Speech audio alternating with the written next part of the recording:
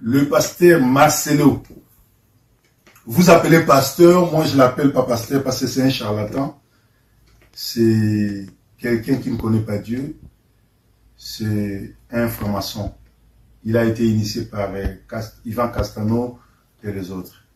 Alors, il a sacrifié sa femme. Quand vous signez des pactes avec le diable, il faut donner des sacrifices. Et les sacrifices, c'est sa femme. Et c'est Marcelo qui a décidé comment sacrifier sa femme. Il savait que sa femme aimait l'esthétique. Et sa femme est morte en Turquie en train de se faire, en train de faire l'opération du vagin. Elle a déjà travaillé les fesses, elle a travaillé, je m'excuse, elle a travaillé les bassins, les seins. Maintenant, c'était l'opération du sexe. Parce que Marcelo, c'est un satanique. Sataniste, il aime voir sa femme sexuellement battue, tuée.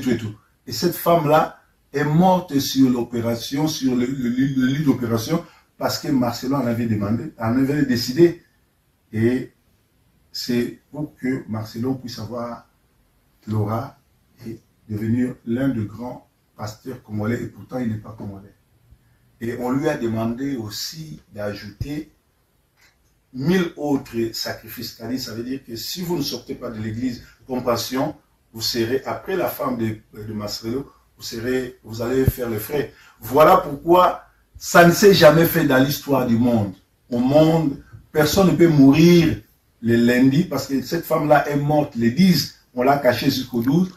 Et le corps a été répatrié la plus vite. Pourquoi? Parce que quand vous tuez quelqu'un pour les sacrifices, ce corps-là doit être enterré le plus tôt que possible. Parce que dès que la femme-là sera enterrée, c'est à ce moment-là que les miracles vont commencer. Il y aura des choses où Marcelo deviendra fou, où il va éclater. Et c'est Dieu qui est en train de l'exposer. Donc Marcelo n'a jamais servi le Seigneur. Et moi, je suis Didier Forme. J'ai été avec le pasteur Sony, je suis ordonné par le pasteur Sony, ça fait 24 ans que je suis pasteur. Si j'avais voulu devenir comme Marcelo, j'allais avoir une grande église à Londres, une grande église à Manchester, à Paris, à Kinshasa, un peu partout, parce que le pasteur Sony m'avait appelé pour m'initier, mais j'avais refusé, et ça, c'est la pomme de discorde. Voilà pourquoi nous n'entendons plus avec le pasteur Sony. Il a tenté à m'initier.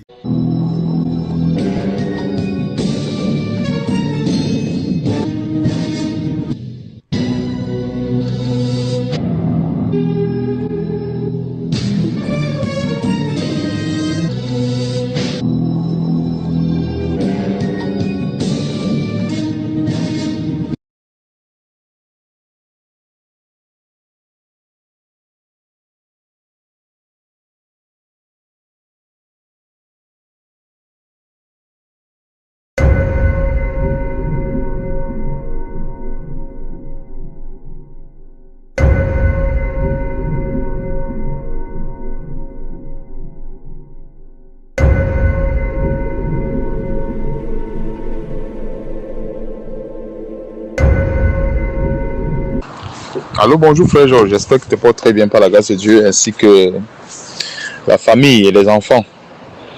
Donc, je sais que tu es très occupé en ce moment. Je voulais rapidement te faire part de ce que je comprends des deux images. Ils sont tellement illustrées, des images vraiment qui sont, qui expliquent tout sur le décès de son épouse. Et on peut constater que dans l'image de gauche, il y a une élévation diabolique. Et cette élévation est caractérisée par le lion qui a la couronne. Et ce lion-là, il y a lieu autant pour moi de préciser que ce lion, ce n'est pas le vrai lion. C'est-à-dire c'est le lion de 1 Pierre chapitre 5 à partir de versets 8 à 9.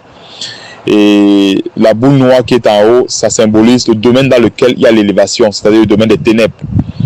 Donc ça parle de lui-même, de l'élévation dans le royaume des ténèbres.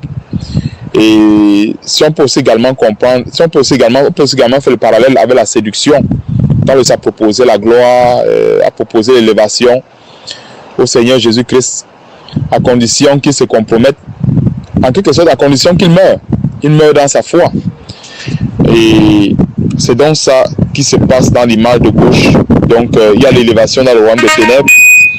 Et dans l'image de droite, il y a donc l'explication de cette élévation. Donc l'image de droite explique cette élévation-là. Parce que l'image de gauche, c'est tout simplement l'élévation. Mais l'image de droite, c'est l'explication de l'élévation.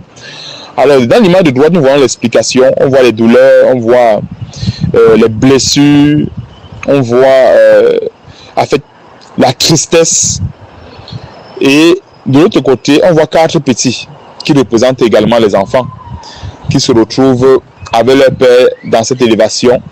Mais il n'y a pas de lion à côté. Or, normalement, quand, comme la Bible dit, l'homme quittera son père et sa mère et s'attachera à sa femme, les deux deviendront une seule chair. Et la précision voudrait bien que cette élévation soit avec son épouse. Et tu vois qu'en fait, la lionne, elle est absente dans les 2 images. Et c'est tout simplement un lion qui se retrouve, que ce soit dans l'image de gauche ou bien dans l'image de droite, avec une élévation. Et l'autre détail, c'est qu'on voit les 4 enfants et la mère n'est pas là. Donc, voilà un peu ce que je comprends de cette image qui est tellement révélateur du décès de son épouse. Et voilà ce que j'avais à te dire, quoi. Et Achille, quel discernement tu as eu en décryptant le message subliminal au travers de cette image? C'est exact ce que tu as dit. Nous avons affaire à un sacrifice humain. Et un détail que tu ne sais peut-être pas, c'est que Marcelo Tchinassi a 4 enfants. Voilà un détail. Il n'y a rien par hasard. Si les chrétiens pouvaient avoir les yeux ouverts, ce serait merveilleux parce qu'ils ne seraient plus grugés, envoûtés, escroqués, jetés en enfer par ces pasteurs vampires de la criminalité évangélique en bande organisée. Très bon discernement.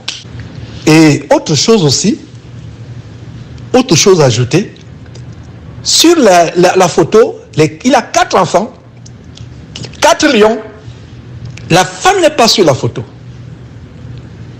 Les 4 enfants sont sur la photo, et lui, il a les blessures transpercées, le dos transpercé par les flèches. Mais où est la femme, où la lionne sur la photo? La lionne est morte. Et rappelez-vous qu'il a publié ça la veille de la mort de sa femme. Donc c'est un message subliminal. La femme n'est pas sur la photo. C'est lui qui a pris les flèches.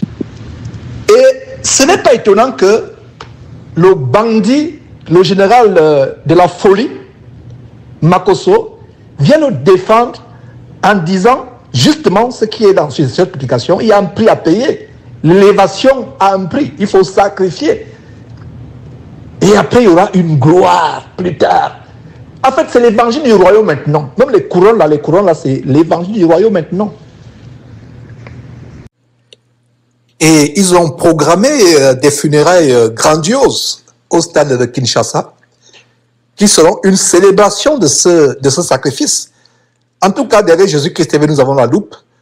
Nous reviendrons pour décrypter tout ce qui va se passer. Et quand vous allez déjà sur les réseaux sociaux, les différentes photos qui sont publiées, c'est une célébration. Les gens sont au deuil, ils prennent des selfies. Et tous ces personnages qui sont autour de Marcelo Tchinassi, vous avez affaire à des francs-maçons. C'est le Gotha, c'est les loges de la franc-maçonnerie à Kinshasa. J'ai beaucoup de choses à dire là-dessus, plaisir dans les jours à venir. Rien ne sera caché de ces funérailles qui se passeront au stade de Kinshasa. Rien ne sera caché. Nous allons passer la loupe, monter ce qui est caché. Depuis des années, nous dénonçons ces choses. Les gens ne veulent pas comprendre.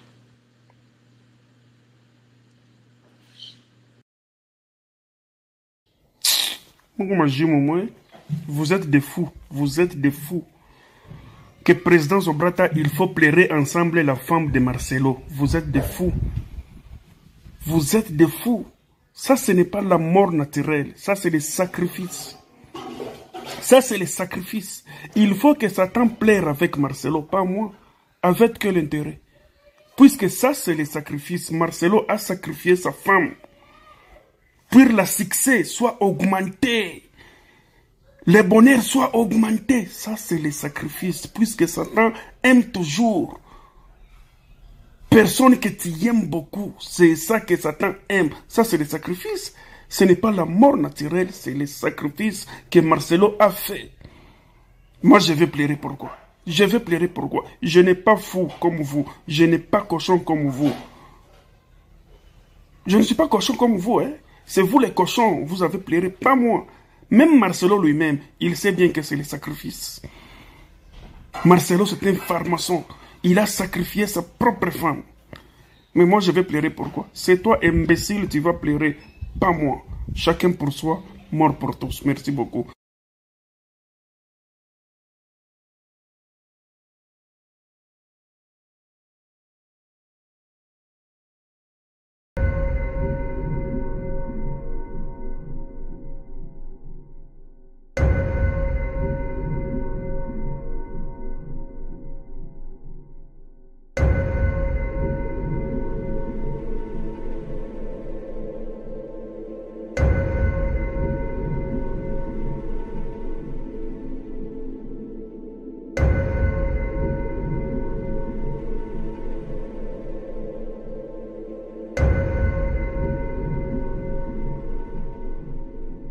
J'ai touché à la magie, j'ai touché à la sorcellerie, je suis franc-maçon.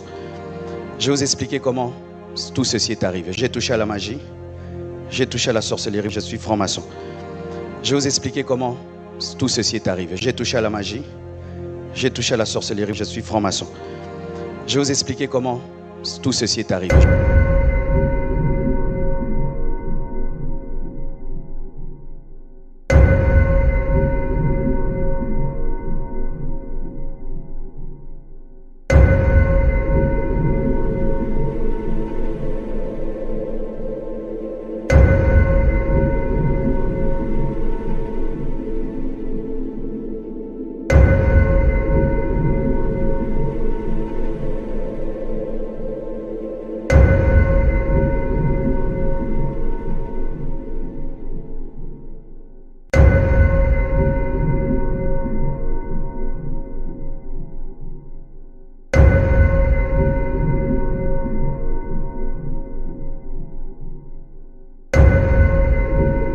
Il y a tellement beaucoup de détails à dire par rapport au ministère de Marcelo Tunasi.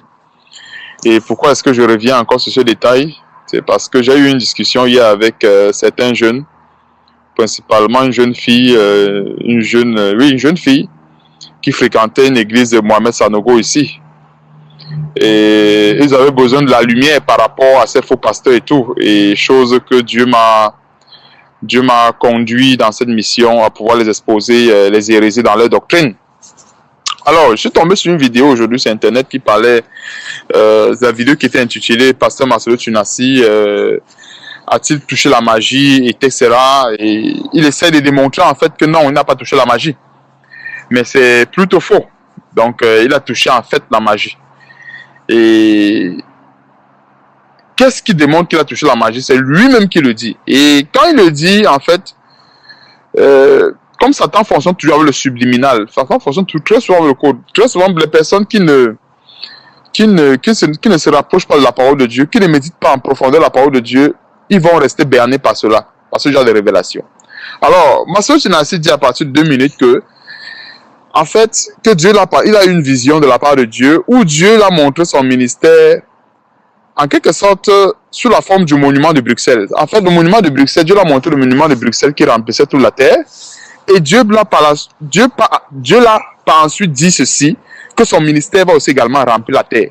Et on a commencé à travailler pour les autres. Et puis un jour, je vois une vision, je vois l'atomium. L'atomium, vous connaissez l'atomium? Cette statue-là qui est à Bruxelles, qui a des formes comme ça. Je vois cette statue qui remplit la terre. Et puis Dieu me dit, ton ministère va commencer sur le plan international à Bruxelles et puis il va se répandre sur toute la terre. Et voilà que je suis ici. Et on a commencé à travailler pour les autres. Et puis un jour, je vois une vision, je vois l'atomium. L'atomium, vous connaissez l'atomium? Cette statue-là qui est à Bruxelles, qui a des formes comme ça. Je vois cette statue qui remplit la terre. Et puis Dieu me dit, ton ministère va commencer sur le plan international à Bruxelles et puis il va se répandre sur toute la terre. Et voilà que je suis ici.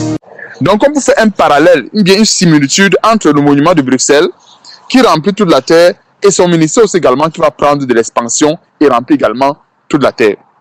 Alors, ce qui a lieu de souligner déjà d'entrée de jeu, c'est que tout ce qui est statuette dans la parole de Dieu n'a jamais glorifié Dieu. Il y a une pléthore de versets qui le démontrent. Ce ne sont même pas des versets qui manquent pour démontrer qu'en fait, tout ce qui est statuette ne glorifie pas Dieu. Que ce soit la statue de Nebuchadnezzar, que ce soit chez Gédéon qui a eu à renverser la statue de son père, en fait, Dieu avait donné cette recommandation ferme à ses enfants, à savoir, quand ils devaient rentrer en possession d'un pays que l'Éternel devait mettre à leur disposition, ils avaient le devoir de détruire les statues de ce pays. Mais alors, il fait comprendre que pour le monument de Bruxelles, c'est une statuette que Dieu a approuvée et que son ministère va prendre de l'expansion à l'image de cette statuette. Voilà la séduction qui est vendue comme cela. Et cette statuette-là, en fait, il y a une similitude avec le A de la cabale juive de Ivan Casano d'Impact Centre Chrétien. Parce que j'ai pris des photos que je t'ai envoyées. Quand tu regardes les boules de ces statuettes, c'est le même nombre de boules qu'on retrouve sur la statuette, sur le A d'Impact Centre Chrétien d'Ivan Castano. Alors, il y a une autre boule qui est en haut, qui est comme sur le symbole d'un feu. Cette boule-là n'existe pas normalement sur la statuette, mais j'ai remarqué que sur la statuette, il y a cependant un drapeau. Et c'est subliminal. Et tu vois, très souvent, ces choses, c'est une façon de déguiser leur appartenance à Satan.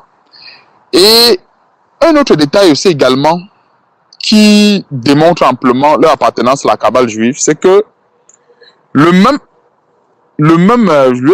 ministère qu'on retrouve chez Ivan Castano, c'est le même ministère qu'on retrouve chez Marcelo Tunasi. Et qu'est-ce qui se passe? Je crois qu'au fur et à mesure que le temps passe, pour une façon de pouvoir prendre des galons, ils n'ont plus le choix de s'affirmer correctement.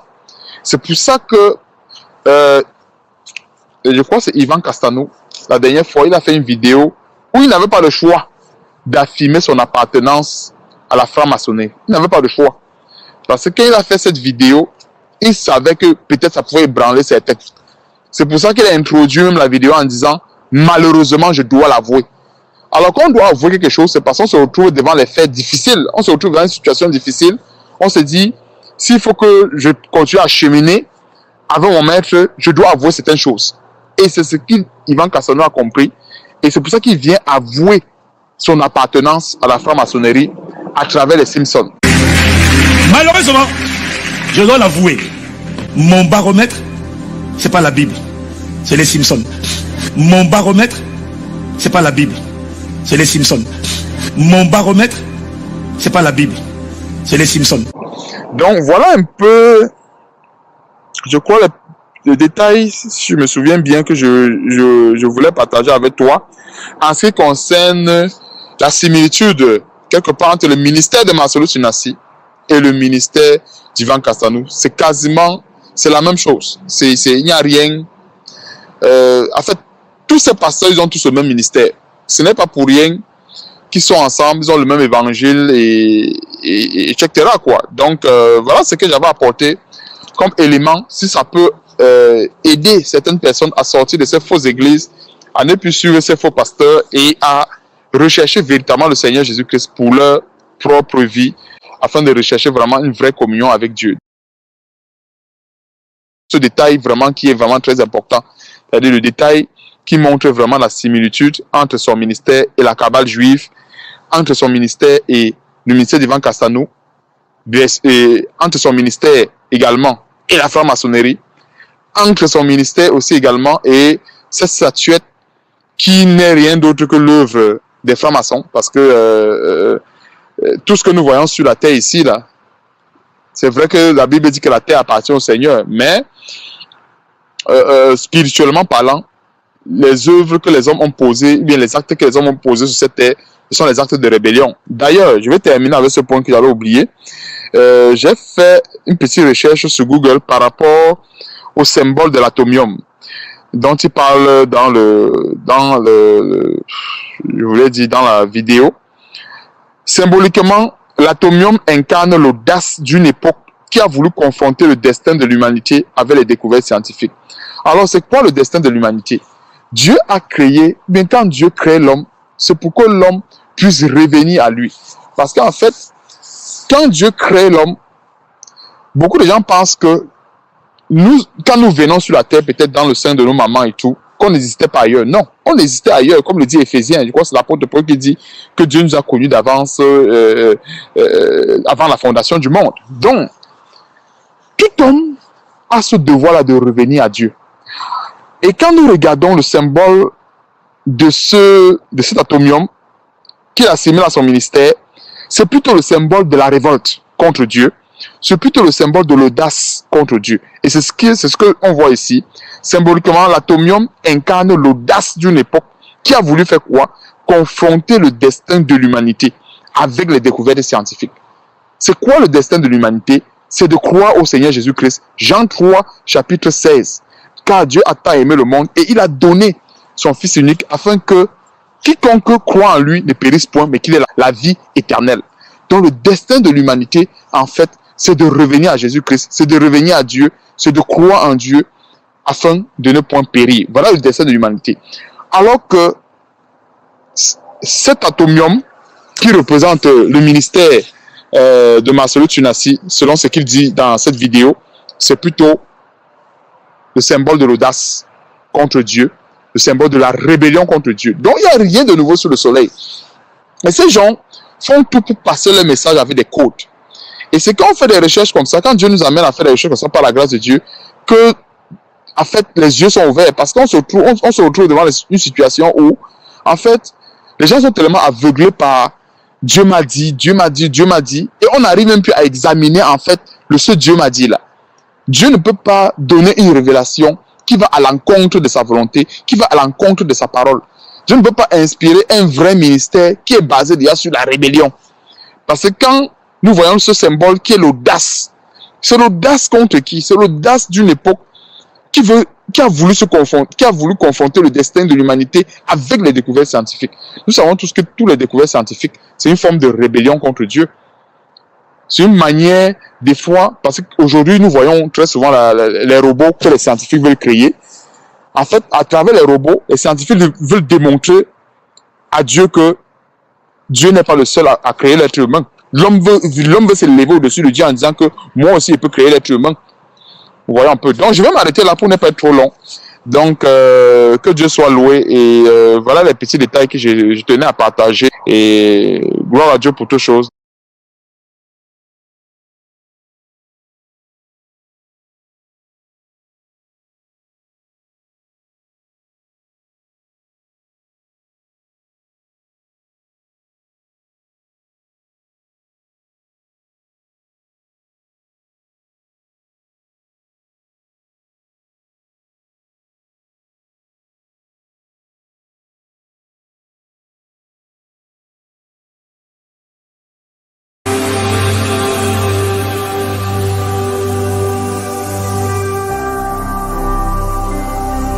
Jésus-Christ TV,